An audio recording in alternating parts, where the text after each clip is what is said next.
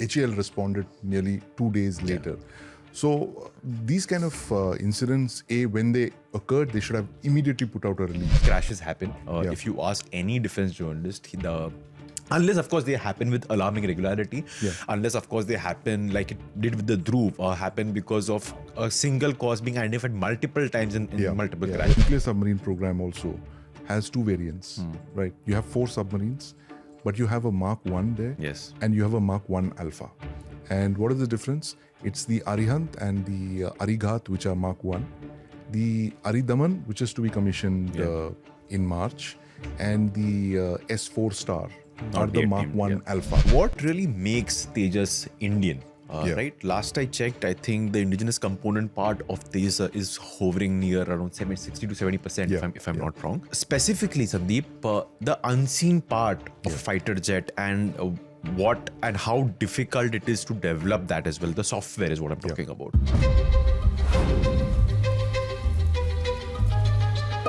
Welcome to Inner Defense.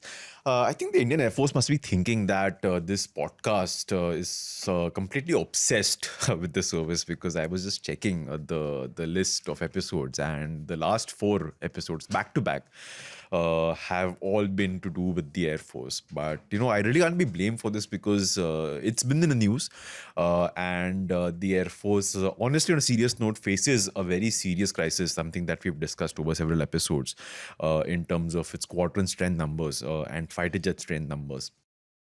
And this episode also will talk about the Air Force, specifically the Tejas fighter jet, and what's really up with it, because it's been in the news this week. Earlier this week, there was reporting in the Economic Times that the Indian Air Force has lost its 3rd Tejas fighter jet due to an accident that took place in Gujarat at a forward airbase that's near the Pakistani border, which may explain actually the silence that we had seen from the Air Force and from the HAL, the manufacturer of Tejas initially.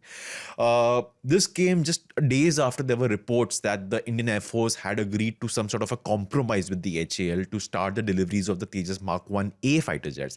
These fighter jets are an upgraded version of the ones that the Air Force already has in service. There have been many delays of the Mark 1A fighter jet, which I'll come to in a bit, the reasons behind them. And the Air Force really wants them. So it's being reported that the Air Force has sort of agreed that certain systems may not come initially with the Mark 1A fighter jets, and they'll be integrated over the course of, a year or so. So, I thought this is a good opportunity to not maybe solely look at these 2 incidents, because there'll be reasons that, first of all, the accident that really shouldn't matter that much in the larger scheme of things, but review how the program has come through over several years. And where it stands right now, and crucially, what's going to happen in the coming future. And for this, as usual, I have with me Sandeep Unnithan. Hey, Sandeep, how are you? Hey, good, Dev. Good to be back. Sandeep, I'm very conflicted, honestly, on this episode and the topic. And I was, wondering whether this merits a peg to do an episode. Peg is, what we journalists refer to sort of identify a story. Because, like I was saying in my intro, that, crashes happen. And fighter jet is like the edge of aviation. These are not machines. They push physics to the limit, and crashes of fighter jets will happen, especially because of the very nature of the job, right? But the problem, Sandeep, over here, I feel, and this particular accident that we're talking about, the Gujarat airbase accident, is the silence. Silence is what breeds speculation. I would not want to do an episode based on speculation. I would not want to speculate on the episode. However, when you have silence, what else do you do? Because there was reporting that there was an accident, and that the fighter jet is a complete write-off, which is basically the industry term for saying that the body is lost, essentially. That Air Force has lost the 3rd fighter jet due to this accident. We don't know the nature of the accident. HAL released a statement more than a day later saying that, first of all, it was not a crash, is what the HAL said. They call it a minor incident on the ground. Oof. Great. And did not care to comment on whether the reporting about the write-off bit was true or not. Basically not really saying much about whether or not the jet still exists. So before we talk about the program, Sandeep, your thoughts on this. Do you think that being silent on issues like this is really... Absolutely not. There's no reason it took HAL nearly 40 hours to respond with that statement. The story was broken by Manu Pabi and on Sunday, and as you mentioned, the HAL responded nearly 2 days later. So these kind of incidents, when they occurred, they should have immediately put out a release. Either, I mean, one story that we're hearing is because it's because of Op Sindoor that's ongoing, right? And there is a security issue there reporting it. But, at the same time, this is a kind of story that if it comes out, it actually creates a lot of far more bigger damage when it comes out in the way it did than if a normal press release would have said that a single, this is a minor incident happened, this is the kind of thing that whether the airframe was a write-off or anything, that's for them to but they should have definitely mentioned that incident, and that's led to unnecessary speculation. I mean, as of now, we don't know what the real reasons for this is, whether it is a manufacturing issue, whether it was a servicing issue, or whether it was an actual flying issue, and that will come out in the code of inquiry.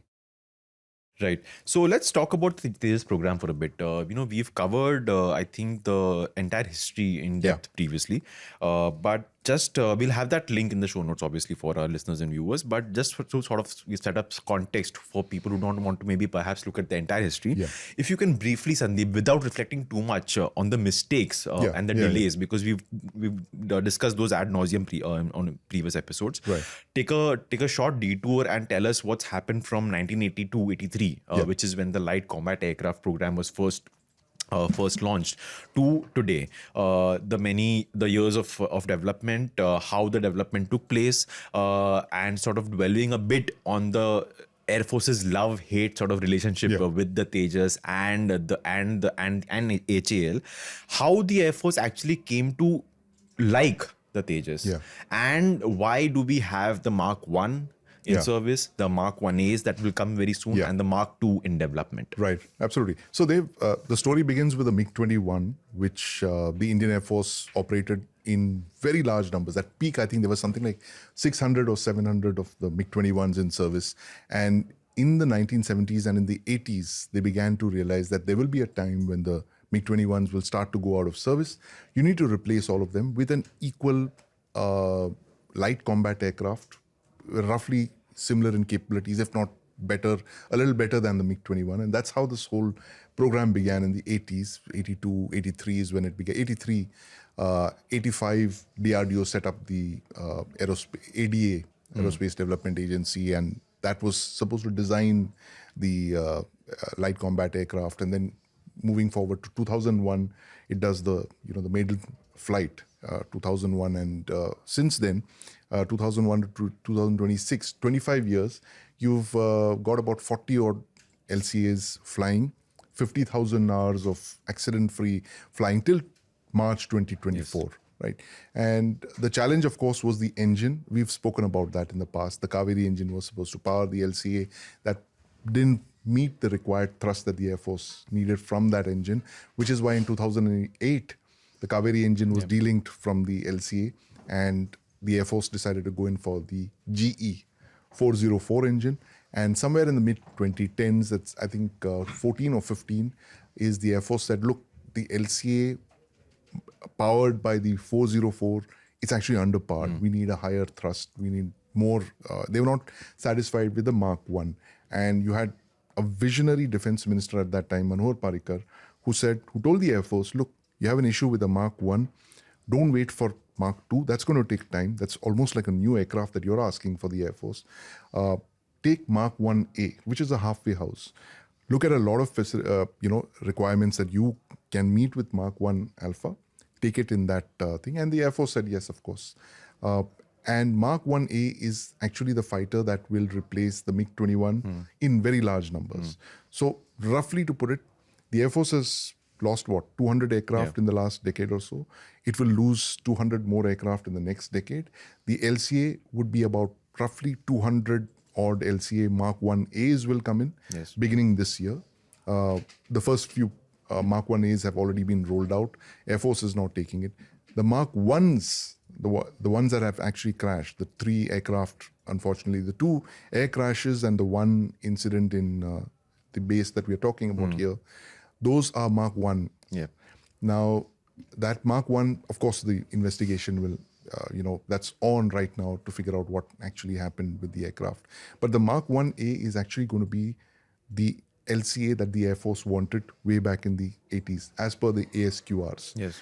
And eventually that Mark 1 Alpha will become the Mark 2, which is almost like a new aircraft in a Mirage 2000 plus aircraft. So it will be almost a new aircraft, which is why the ADA is calling it the medium weight fighter, right? A very capable, competent fighter.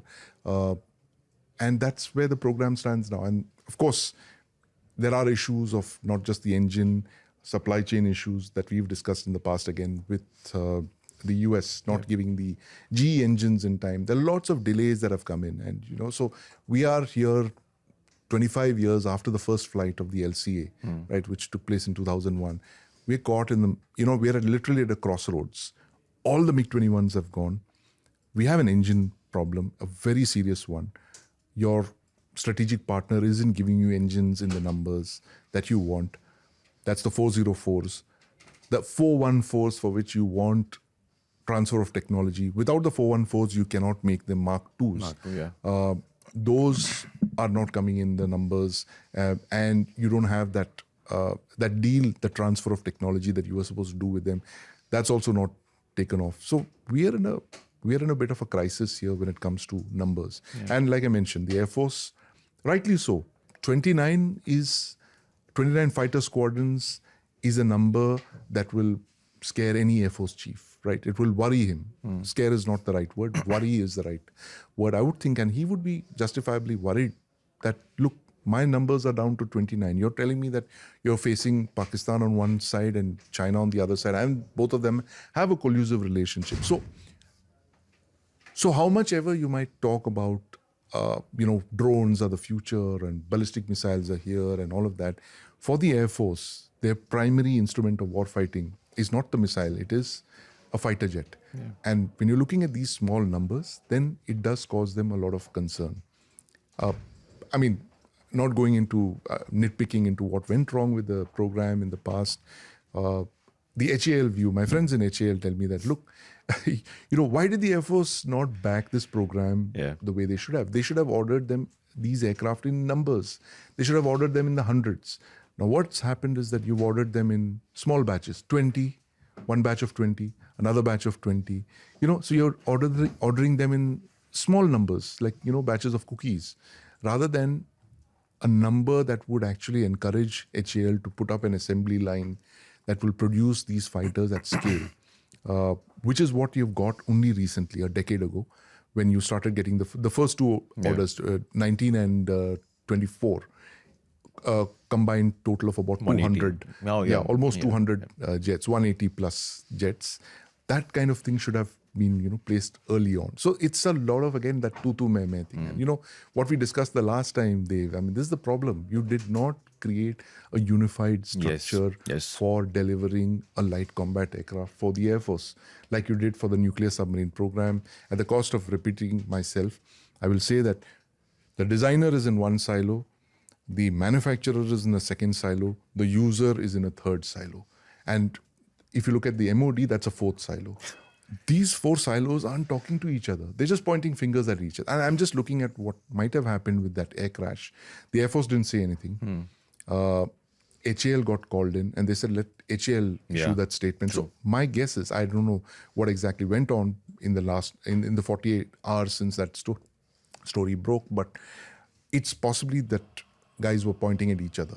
You need to issue stuff like that. But the bottom line is that the LCA program, the Light Combat Aircraft Tejas program, is a program that is actually going to correct some of the very egregious mistakes that we've made in the past, like the HF-24 Marut that was killed in the 70s because it was underpowered. They should have gone on with it. They should have persisted with it. But now with the LCA Tejas, we've got a chance to right the wrongs of the past. And we should stick by this program. There's no doubt. There will be incidents like this. We've had 2 air crashes. One was, of course, because of design issues. And the 2024 crash in March, there was some issue with the fuel supply to the engine. There was a fuel cutoff, and that's why the crash happened. There was an engine failure. The second one, we know what happened. Very unfortunate. The the crash in the UAE. That was because air show. The air show. That's right. And that's one of the hazards of flying in air shows. But this latest incident on the ground, it's the first incident on the ground, Dave. That the two previous ones have been in the air. This one is the first one on the ground. So they will actually get to the bottom of it. They will be doing what they call a fishbone analysis, which is like literally stripping this entire issue, looking at all the data that they've collected so far and seeing where it went wrong. Was it a mechanical issue? Was it a fly-by-wire issue? What was it exactly? Did the undercarriage pack up? Why did it skid off the runway? What we're hearing is that the fuselage is basically it's a write-off, and the engine's okay. Right. The pilot is safe, thank God for that. But the fuselage, that's not too much of an issue. But the larger issue is, like you mentioned in the beginning, it's the reputational issue to HAL. Yes. Right? They've been getting a lot of bad press off late. They need to up their communication game. I'm not saying that communication strategy is a alternative to poor engineering or poor design issues and stuff like that. They've had serious issues.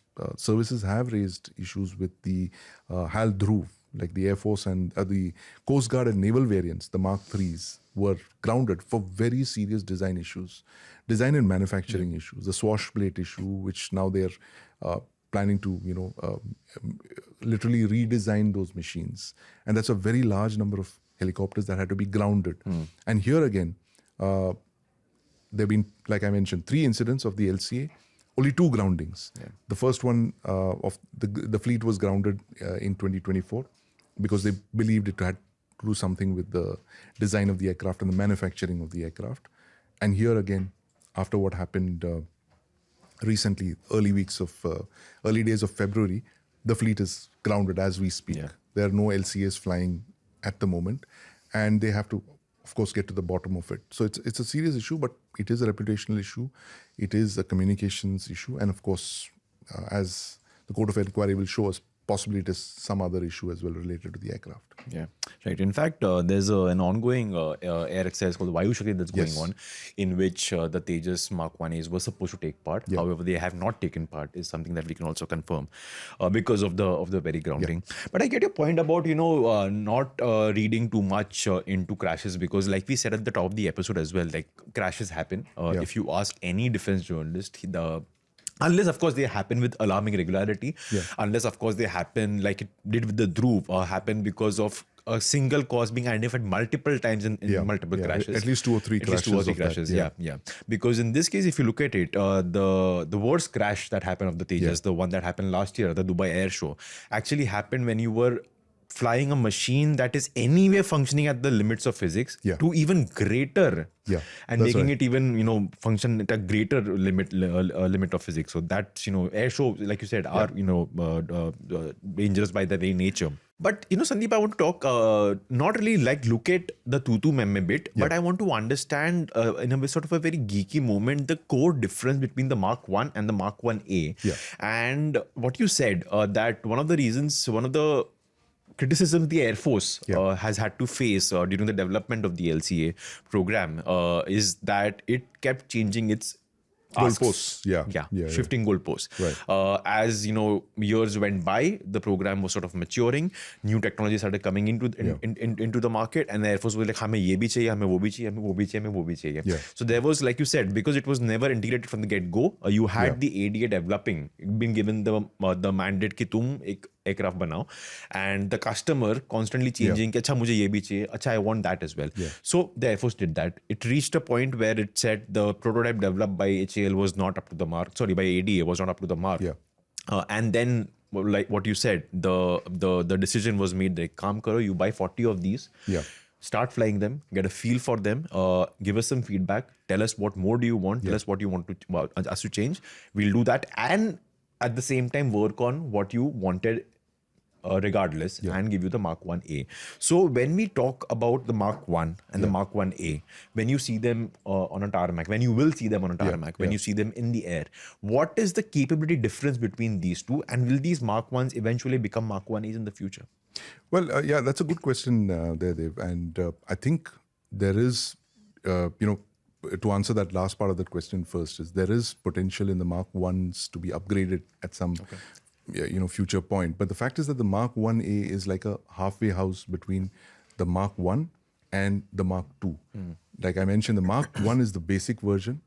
The Mark II is the plus version with all of the features that the Air Force wanted, which is, unfortunately, it's still some years down the line. 2029 is, I believe, the first flight of the prototype. We're in 2026. So it's another 2-3 years away from flying. They're going to roll it out very soon, and they will have some, the ground trials and all will start. But the full flight is still some years away. So with the 414 engine. So meanwhile, what you have is the Mark 1A, and one of the primary differences of the Mark 1A and the Mark 1 is the radar. You have a very competent AESA radar, which is a phased array radar. Can see better, basically. Which can, yes. It's a much better radar than what the Mark 1 has. And here again, the Air Force has gone in for an Israeli radar. They didn't go for the AESA radar that's developed by the DRDO, which is the Uttam radar. So there is a lot of heartburn over that, look, the Air Force is not, backing our homegrown radars. They're going in for Israeli, radars. Flight refueling probes is another thing that's, there in the Mark 1A. So these are two of the, biggest differences in the 1 alphas and the Mark 1s. And the minute you see a 1A on the ground, you can make out by the probe. The refueling probe is the one big giveaway. And it is I wouldn't say a far better platform than the Mark 1s. It's a better platform than the Mark 1s. And it's a stepping stone to the Mark 2s. Now, this is part of all fighter aircraft development. That, it doesn't happen that you get the aircraft that you wanted right from, the beginning. And it's a process of spiral development. And this is the reason that you need users, designers, manufacturers to sit and work together in one organization.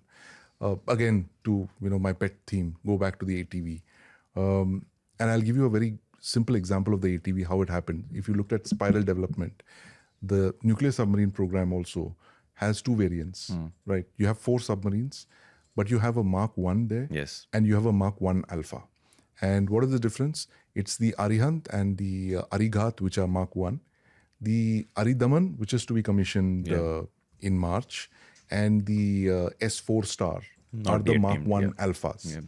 What is the Mark 2 then, you'd ask? Mark 2 is the actual submarine that the Indian Navy wants, which is your full-scale ballistic missile submarine carrying 12 long-range SLBMs, like almost of the ICBM class, which is 13,000 tons, which has got a massive reactor, 190 megawatt reactor, 12 missiles with MIRVs, all of that.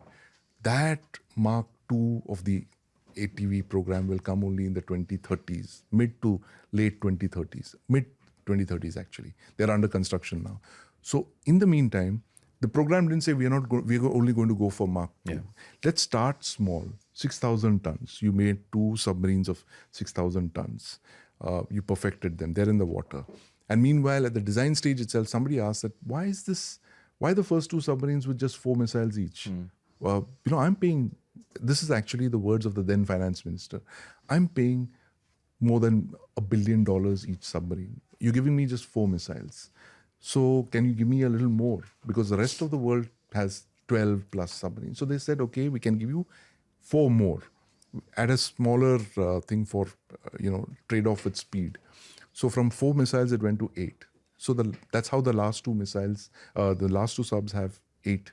This is the process of spiral development. Once you've captured the design, you've mastered the design, you can play around with the design. You got the normatives, you can expand it, you can modify it. And this is the important thing to understand. Now, the problem is in our case with coming back to the LCA, is that it comes at a time when the Air Force is, again, losing aircraft faster than it can replace them. There is a lot of anxiety on their part, understandably so.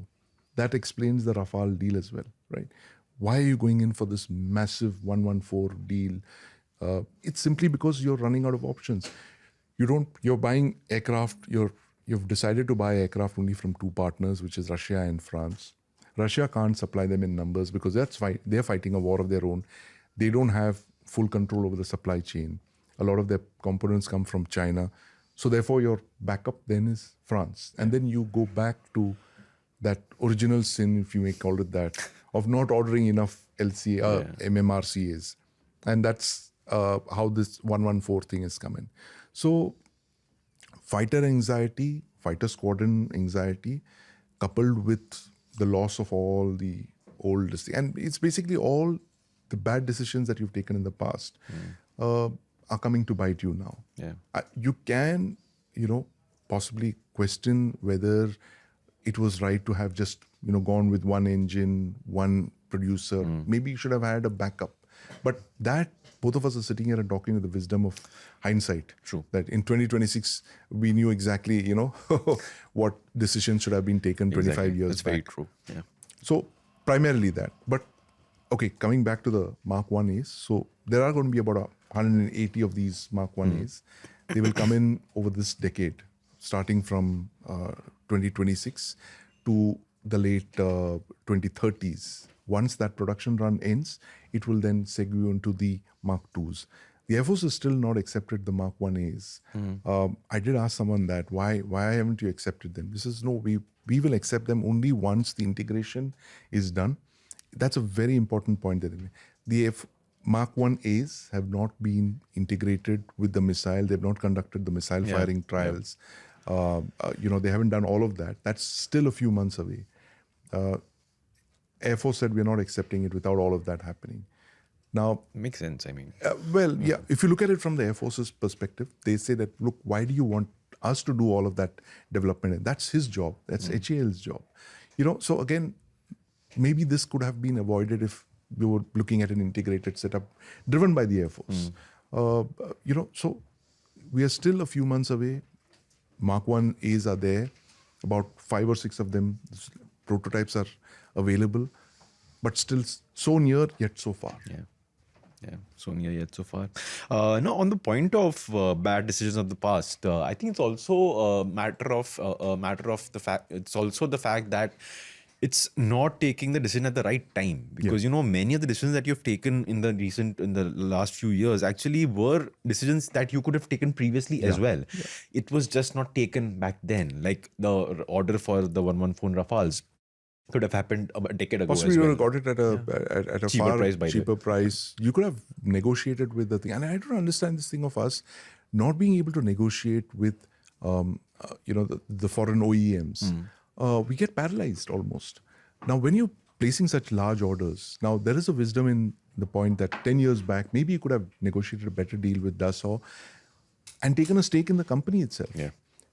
With deals like this, $40 billion deals, HAL should have just taken a stake, say a 10% stake in Dassault. We should have, again, got a better deal when we're buying Airbus jets from France, passenger jets, worth tens of billions of dollars. All our manufacturers, all our airlines are buying them. Why didn't we get Airbus to set up some kind of an MRO in India, help us on the military side of programs? We are looking at the AWNC aircraft. The Air Force has bought a number of airframes. I think 4 or 6 Airbuses are lying around there waiting to install an install a radar there. They should have asked Airbus for help on that thing. Now, we've done that in the past with the IL-78s, IL-76s, the AWNC aircraft, which we bought the airframes from Russia. We got them upgraded with the Israeli Falcons. They plan to do similar stuff with the Airbuses. That project doesn't seem to have taken off because Airbus has thrown up their hands. They said, no, we can't help you. That without the OEM who owns the design, you can't do any external modifications. Yes. Right? You can't fit antennas and stuff. The Israelis will help you do that, but till the time you don't get Airbus, why can't you get Airbus? You're doing billions of dollars of purchases from them. Why haven't you been able to convince them to partner with us on this program? Just do a simple thing like put a tax on all the people who do Airbus, buy Airbus aircraft from France. The Airbus guys will come knocking at your door. Stuff like this. When we're not, Indians are very good at negotiating and haggling and stuff. But when it comes to these bigger deals, when it comes to government deals, I think there's some kind of paralysis sets in. Yeah. We don't realize how big our orders are. It's like 40 billion, as we discussed the last time. There was a lot of money. A lot of money. It was what our entire defense budget was a decade ago. Yeah. And we should actually negotiate something bigger than what, unless there is something that's already on we don't know of. We should look at stakes in the company and definitely look at upping the Indian share in this entire package, which is something like almost 50% is what we want. Yeah. But the French are saying no, nothing. All the components will come from France, and we'll do some servicing here and stuff like that. Yeah. But it's a bad deal in that case. Yeah, right. Put tax on people who are buying stuff from a foreign vendor. Sounds like a certain somebody that's tariffs. Yeah, I should. Yeah. Two can play at that game. Yeah. Right. We'll talk more about this, but after a quick break. Who's responsible for the current culture of the Congress then? It's not my business anymore. It's not my problem anymore. You've also had a very personal... All I can say today, I'm in the NDA. When I see the Congress performing the way it is in Parliament, outside Parliament, on social media, I can see that the NDA is blessed to have the Congress in this form. Because it's a blessing, it's a boon. You've always had a personal relationship with the Gandhis. Do you still have that? Again, I have, at a personal level, there's nothing against any individual. But I feel bad that if certain individuals fail to reform themselves, fail to improve themselves, fail to sometimes behave statesman-like, and if that's costing the party dearly, if that's costing the country of a constructive opposition, then you have rebellions, you'll have people who'll move out, people who'll look for places where they can contribute. Is this a criticism of Rahul Gandhi? Well, it's a criticism of people who are refusing to improve. And Rahul Gandhi may not be the party president, but he's a leader of opposition in the Lok Sabha. Certainly, this is something which his party has to sort of give him that feedback. I know that there are many congressmen in Parliament, forget about outside of Parliament, who feel very unhappy at the performance of the party. So this is something which the Congress has to take feedback on. It's not something which I care about anymore, to be very candid with you. You're the first person who's talking to me about the Congress in 2 years. It's not something podcast. It's not something that affects me. It's something which I now see as an opportunity for the NDA.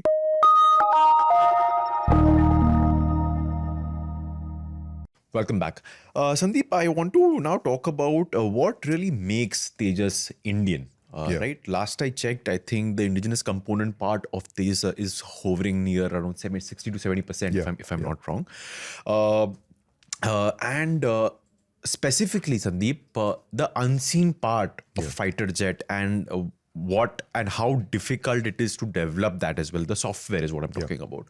The reason I asked this is because actually making a fuselage and sort of making it fly in the air is not really that complicated, right? You can actually you can develop that with a thermocol, by the way, as recently we've learned, and put it up at a AI summit for all to see and showcase your tech progress as a nation. However, let's not talk about that university right now. But on a serious note, making a fuselage and making it fly in the air is not that complicated science. What complicated actually is first the engine. Is something that we've discussed previously. We'll have that link in the show notes. The components that really actually make those engines, the way the sort of air flows inside the engine and the way the air is reused, the hot air is reused, is what is the science that is very, very complicated. That right out of the bat, because right out of the door, I will say, is not Indian in the Tejas, because that is something that we're importing from the US. So that goes away. Then you have your eyes. The radar, like you said, is also Israeli. The fuselage, I'm guessing, is definitely your own.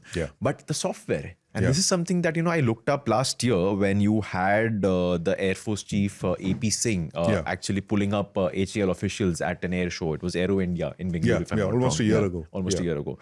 Lamenting that the Air Force has not gotten Tejas Mark 1As a year ago, by the way. Still not gotten them. But anyway, we'll come back to that a bit later. Where he mentioned something about software. He mentioned how, the jets at display during the Aero show, the Aero India, were not really Mark 1s because of some missing software issues as well, is what he had said. And I sort of started looking up, and is when I discovered that the true heart apart from the engine, if you were to discount that, the true heart of fighter jet is actually the computer, the software that sort of helps the pilot do almost everything on the fighter jet, and that really isn't. So tell us, Sandeep, what this software is all about, how complex it is to develop it, and how did we go about doing it? Yeah, so I mean, one of the, as you mentioned, the heart of the aircraft is the flight computer, and that is something that full marks to the developers for getting that right. It's a couple of million lines of code that they developed, and that is completely indigenous. So what is the software? Basically, it allows you to not just fly the aircraft, but also to modify it. Yeah, you own the entire source code. So this is the whole thing that we have been talking about, source code. Why do we need source codes for the Dassault, Rafale? It is because once you have the source codes, you're going to be able to modify the aircraft, fly your own aircraft and fit your own equipment, most important part of it. And I'll give you a small example of the LCA Mark 1s again. Why did the LCA Mark 1 suddenly emerge as a very deadly aircraft about 10 years back is when, the Sea Harrier fleet of the Indian Navy, that went through an upgrade. It got LTAR radars, it had LTAR radars, and it had Python and Darby missiles, close quarter engagement missiles. So what the Air Force did was they took a lot of those missiles, which the Navy still had, when they retired the Sea Harriers. They wanted to, update it and put it onto the LCA Tejas. Now, what one of the developers was telling me is that if we were to go to a foreign OEM who owned the source code, they would charge us tens of millions of dollars, right? And they wouldn't give us access to the, the source codes, of course. But in this case, because we own the source codes for the LCA Tejas, it's written by us. We have complete mastery over it. In fact, someone was telling me about this flight test center in HAL when every Tejas that is assembled is finally flown over there. In this case, it's the Mark 1s. You have this flight test center over there inside, 50, 60 people sitting on computers. Every aspect of that aircraft is documented. All that data, they're like literally teraflops of data that they've gathered on the LCA. All these 50,000 hours of flying, accident-free flying, it's all there in our systems, right? We have ownership of all that data. We own the, the software, which is the heart of the aircraft. So when the Air Force wanted to upgrade the LCA with the Python, the Darby, they went to HAL and ADA collaborated, and very quickly they could update the LCA Tejas with these missiles. It didn't take them the thing of going back to a foreign OEM and all. They could do it in a matter of weeks. And lo and behold, you had the LCA Tejas with a completely new missile. Now, they're so confident of it that even the BrahMos, for instance, there was at one of the air shows a version of the LCA Tejas Mark 1As with air-to-ground missile, the BrahMos missile, BrahMos NGs, the compact ones. The compact ones, yeah. Yeah, not the full-scale BrahMos that we have. Now, they had the confidence. The BrahMos guys, I spoke to them about that. They said that, the aircraft is ours. We have the source codes, we have everything. It's just a question of getting the missile of the right size. That program is running late, by the way, the NG program. And every LCA Tejas could carry, I believe, 2 BrahMos NGs. I mean, just imagine the combination of an LCA Tejas with 2 BrahMos NGs. What a phenomenal platform that is. And again, because you own the source codes of that aircraft. And here, that's the biggest thing that we've done with the LCA Tejas. The flight computer is ours. The fly-by-wire, that's another big thing that they developed. And this, incidentally, was coming from the United States. We were to get the FBW from the US because of Pokhran in 1998. Sanctions kicked in, and we had no option but to develop that ourselves in-house. So these are some of the big breakthroughs in this program. It's not just the aircraft design, it's also the airframe. The airframe, of course, I mean, a lot of it is composites. But the important thing is that who's making them? Yes. HAL isn't making those aircraft, the airframe. It's a whole range of companies from, I think Data Patterns is one. L&T is another. L&T makes the wings, I know that for certain. Alpha Tokol is another one. I think about 4 companies are involved in making parts of the fuselage. Right. So one company makes the forward section, the fuselage. Another company makes the rear. Another one makes the centerline fuselage. L&T makes the wings. HAL is the final assembly company that actually integrates it in their assembly line. And this is a process, this entire thing of setting this whole ecosystem is something that we've not done in a long time. We did it briefly with the Marut. So this assembly line is something that we haven't done in a long time with using our own industry and all of that. What we've been doing is basically build to print. Yeah. Right? With all the MiGs and the Sukhois and the Hawks and all that. It's someone else's design. We get the components here. We are setting up the assembly line and they tell us exactly what to do. Yeah. Build to print is that way. Whereas here you have to create an entire vendor base. And I think that is one of the biggest achievements of this program. It's not perfect right now, right? You still don't have your engine. You're still dependent on a foreign OEM for the engine. Your radar will also come in eventually. But what you've done is that you've created this entire vendor base of companies from the private sector. Private sector, I think, is only about 20 or 25% of the overall aircraft. But that is really important because you have guys who, invested in building, components. There are something like 300 or 400 line replaceable units. That's really important. In an assembly line, these things are really important because line replaceable units are that you can take a part from aircraft A and fit it into aircraft B, So they're like, it's a modular kind of thing. You can take it when for instance, you're cannibalizing your fleet. You have 18 aircraft. You don't have spare parts. So you just cannibalize 2 aircraft to keep the others flying. Those kind of things can happen only when your aircraft come out of an assembly line, as opposed to when you get small orders, you're literally making them by hand.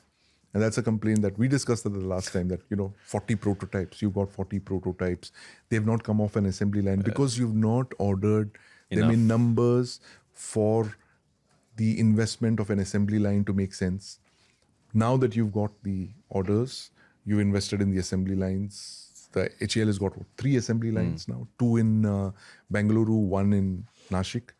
And they are looking at something like a delivery rate of they're promising a delivery of, I think, about 30 plus aircraft a year to, meet that 180 odd LCA requirement. But the key thing here is to develop that vendor base. When you develop that vendor base, you can then scale up that program. And it's all in-house, right? You own the design, you create the vendor base, you get them to supply components, all of them come together. And the number of industries that have come up in this very, very high-tech sectors, 300 plus industries are, benefited because of this. There are guys who are making small parts. There are people who are making those, everything from, washers. It's an entire all of industry approach. We're not importing anything. We're getting it, sourcing it locally. This kind of a thing, again, back to my favorite program, which is the ATV. Yes. Because it's so high tech, you've created over the last 4 decades, you've created this entire vendor base to make 80% of a strategic platform like the ballistic missile submarine, right? You were doing that with the LCA Tejas. You are doing it with the LCA Tejas. And which is why, there are a lot of Atmanirbhar purists who are very upset about the Rafale deal. Yes. Because, you're just setting up a foreign design. You're doing the same build to print kind of thing. You're not creating the vendor base. So the thing is, right, Defense Ministry right now must be a very tough place because to the kind of choices that you have to make. Look, you've come so far with the LCA Tejas. You have issues over there. Now you're actually going back. You're trying to negotiate with the foreign OEM. You're requesting him. The Defense Minister Rajnath ji was requesting the French Defense Minister, look, you need to acquire it, source at least 50%. Yes. Because that is what the Buy Global, Make in India kind of things, mandates that you have to do 50% of the vendor sourcing here. How are you going to do that? Is there some way that you can use our vendor base that you've created with the LCA Tejas, to create that? Because finally, again, back to that Maruti moment, if you want to create a massive automobile kind of revolution in the aerospace thing. You need to place orders on indigenous industry, and I think more than just the orders, Dave, it's the certainty of orders. And I was at a space event very recently. We were talking about how do you replicate a Starlink kind of model in the Indian private space ecosystem. How do you create that model here? And Starlink is one of the global benchmarks of creating massive capacities in the private sector, right? And that was because the US government went in and they gave them an assurance of orders. Like, we will, order so many $100-200 billion worth of orders, launch, capabilities from you. These are your assured orders, and therefore you go and you invest in the kind of technologies that will enable you to achieve those missions. That is to basically launch cargoes into space, and that's how Elon Musk began literally 10 years back. We need to do the same with our industry, and I think the LCA Tejas is a classic example of that, and that is where these investments are so important, so critical. This is something that you have no option. Transfer of technology is one very nice word. We use it, we throw it around very easily, and TOT somehow becomes a kind of a band-aid for you to overcome that guilt of not having invested enough money in your own programs. Like, again, this is something we've discussed. You've spent less money on Kaveri than you will spend on one Rafale aircraft today, fully loaded with everything. $300 million. That's how much it costs, a fully loaded Rafale in 2026. You didn't make those kind of investments, and it is projects like this are resource intensive. They're very capital intensive. You need to put money into R&D, which we've done with Tejas, but I feel we haven't done enough.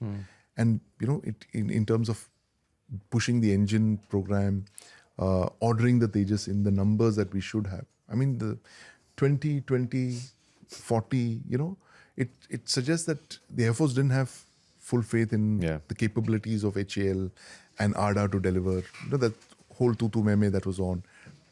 Why did they not step in and order 200, 250 aircraft from the get-go? And here I don't want to take the example of our neighbor, but the facts are that they have actually ordered those in numbers. However they may have done it, they don't own anything. The engine is imported. The aircraft is a foreign design.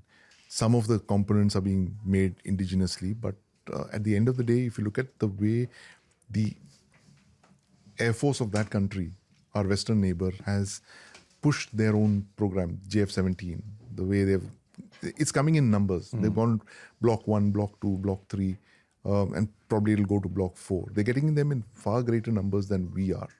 So there is again merit in the point that a lot of people are saying that should you want to get the Air Force to adopt the aircraft as they are now in the Mark 1A configuration without being tested and all that? Or do you want to induct them just as the way they are, let the Air Force complete the flight testing, weapon integration, and weapon integration is a very key thing, right? Because your eyes meet it's that very basic function, that motor function. My eyes see a target, my hand strikes it. So that kind of thing, shouldn't the Air Force be doing it? So there are big questions here. But, like I said again in the beginning, Dave, the LCA is so critical to our aerospace capabilities. You have no option. You swim or you sink with the LCA.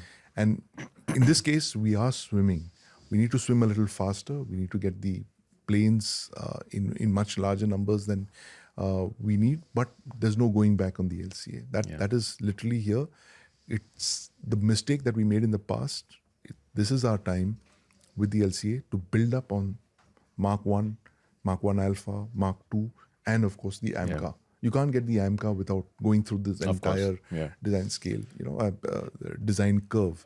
And this is where every country, you look at the way the Russians have done it, the Americans have done it, the big boys, the French, the British, they've all had to sweat. They have to, a lot of that investment that they've made over 50, 60, 70 years is now coming to fruition. That's when they sit across the table and they call the shots. Yeah. And they ask you for $100 million, $200 million an aircraft. And you have no option but to pay up, because you realize that there's a reason why that club of nations that make their own fighter aircraft, including the engines, is so limited, because it's such a big challenge. And it takes decades to develop an aircraft and finally be there in that driver's seat and to be able to sell it. And I think here we've done that. We've begun doing that with the LCA. We've been pushing it very hard in foreign air shows. We've been, from South America to countries in Africa and in West Asia. We've been pushing the LCA very hard as a replacement for the MiG-21s and similar aircraft. And I think there is need for us to double down on this aircraft. Yeah. Maybe if not the Mark 1As, the Mark 2s. Mark 2 should be the fighter aircraft that we deserve, and not only for the Air Force but also to export. And here again, here's a thought. Maybe if the F414 isn't coming, maybe you want to look at a Safran engine in the interim before you get that final version that you will get for the AMCA. So there are. It's a tough thing. I mean, we are in a very difficult situation now. It's 2026, like I mentioned at the beginning, down to 29. The aircraft that have to go out will go out in the next couple of years. You have no option. The world is not. The world of 2026 is not the world of 2020 or 2001 even. It's a very changed kind of thing. You're looking at countries weaponizing supply chains. And if you read that report that IISS brought out last year in March, where they say how the Chinese have literally weaponized all rare earths. They have a monopoly of about 80% of rare earths. And today, the US and Europe, the West, discover that all their F-35s, their frontline destroyers, nuclear submarines, tanks, missiles, 60 to 80% of them depend on rare earths coming from China, either mined in China or mined and processed in China or processed in China.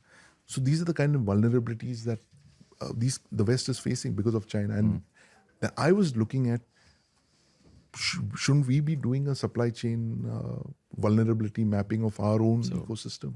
Damn good point. We are, we should be doing that with our programs, and then realize that, look, if China is going to have such a crushing grip on all of the rare earths, and they're not going to give the US this in a hurry on the West, what makes you think they're going to give us that kind of access, right? So it's time for us to kind of look at an aircraft being a end result of the rare earths that you mine, your gallium nitride and all of that, which you mine and you process, which finally comes into a aircraft part, a radar or a communication system. How independent are you really if you're not even getting all those components? Yeah. The Earth, the flat Earth, the flat Earth that the journalist, the US journalist spoke of about 20 years back, Tom Friedman, Yes. he mentioned, Yes. 2004 or 5, that flat Earth is gone. The world is round again. It's round. Supply chains are being weaponized, and that global order, that rules-based order is finished. And parts like of that new world order, which is aircraft, weapon systems, alliances, all of that have been fractured. And it's just time for us to reassess this thing. So again, the point of the LCA becomes important, because then if you are to safeguard your interests in this new emerging world order, aircraft are one aspect of that. It's a instrument of your hard power. Unless you have sovereignty over all aspects of that thing, or you're assured of certain equipment coming in, raw materials coming in, you can't claim to have a fully indigenous fighter. So that thing, what you asked me about how much of that fighter is truly indigenous, I would say about the LCA Tejas, 70 to 80% is indigenous, minus the engine. But then of the components that we're getting, the raw materials, how much of that is indigenous? Is indigenous. So then there's possibly need for an entire relook at all our, defense platforms, including the nuclear submarine program. We need to look at it from the, bottoms up. Yeah. Right. I think we'll end it there, Sandeep, then. So the two incidents the two headline points actually, based on which we did this episode. So this was a point that this episode was supposed to sort of highlight how they should not really be seen as setbacks, and more as things that happen when you develop something like this, something as complicated as a fighter jet. And these are things that can easily be fixed. The 2024 crash, for example, like you said, the cause has been identified. I'm presuming it has been fixed on the existing aircraft, and the one that happened in Gujarat earlier this month, we'll know more when we know more about that. Right. Great, Sandeep. Thanks as always. Fantastic chat. Great having you on the show. Thanks for having me, Dev. And thanks as always to our listeners and viewers. That's it for this week's Defense Dose. For more, tune in next week. Till then, stay safe and not cross any boundaries without a passport. Bye-bye.